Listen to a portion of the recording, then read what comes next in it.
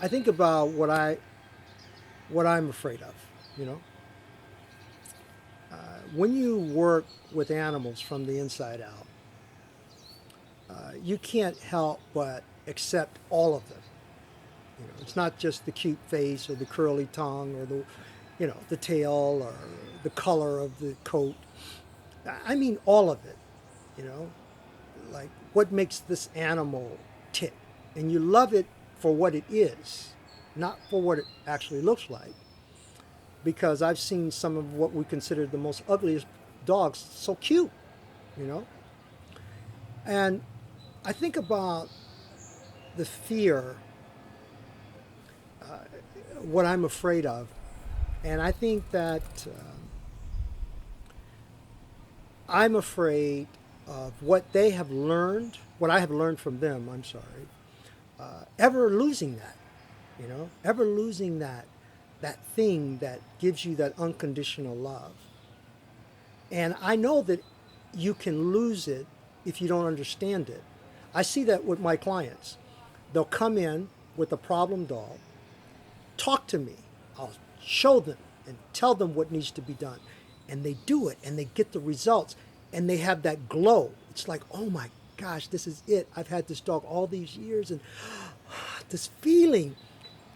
They have a glimpse of that feeling that I'm talking about.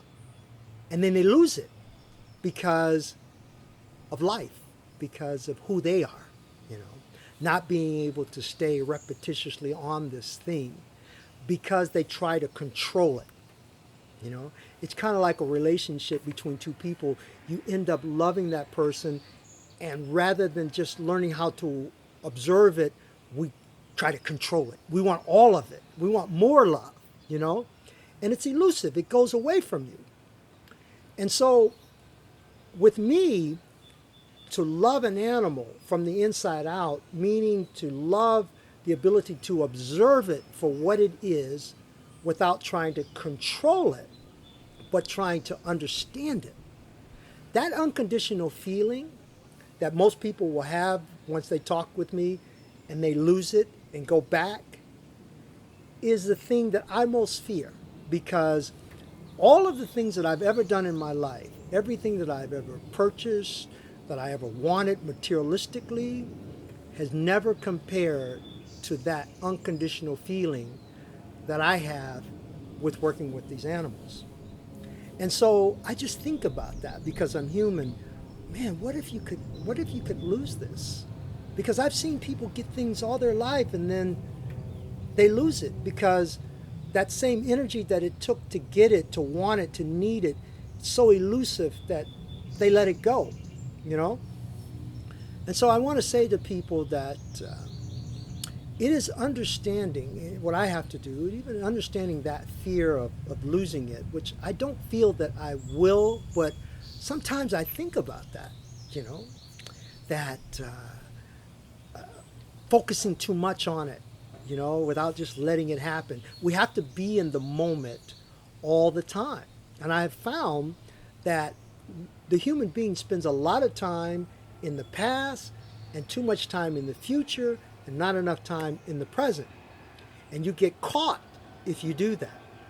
And so I'm always reminding myself to stay in the moment, to stay in the moment, to do and be something. Do and be something, but be more than doing. Because we've been taught that we need to do something, do something, do something, and that's not it. I have become really successful with my emotional relationship with aggressive animals because I've really learned how to be a good observer, you know. And this is really the message. And I think this extends with human beings too. If we can become really good observers with people and know their sensitivities and be able to communicate with them this way, then we have wonderful friends. But we have to be conscious. We have to be in the now. So I just wanted to say that about fear.